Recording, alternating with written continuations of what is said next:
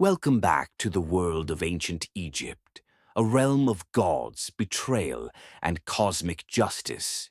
Today we uncover a story few dare to tell, the secret pregnancy of Isis, her flight from danger, and the birth of a god who would one day rise to reclaim a stolen throne.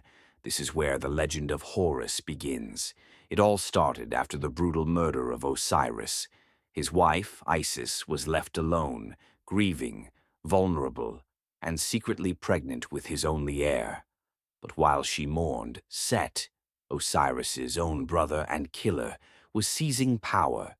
Ruthless and paranoid, he hunted down any threat to his rule, and the biggest threat of all was the unborn child of Osiris.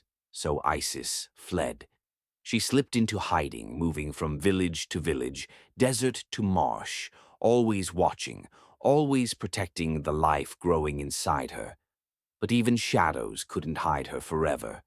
Set discovered her and locked her away. What he didn't know, what he couldn't even imagine, was that Isis had already planted the seed of his downfall. But even the gods don't suffer alone forever. Word of her capture spread beyond the mortal realm and reached the ears of a divine ally. Thoth, god of wisdom and magic, came to her aid. He freed Isis from her prison and led her into the wilderness, where no one, not even Set, would dare follow. To keep her safe, Thoth summoned 7 divine scorpions, each a guardian spirit, sworn to protect her and her unborn son with their lives. But safety from Set was just the beginning. Isis was about to face a different kind of danger, one that tested not her strength, but her heart. Disguised as an old woman, Isis wandered the land, searching for shelter. One evening she came to the home of a wealthy woman named Usert. But when Usert saw a ragged stranger with scorpions trailing behind, she slammed the door. Wounded but not surprised, Isis moved on. Farther down the path, a poor fisherman's daughter saw her and, without fear, welcomed her in. That night, the scorpions took justice into their own claws.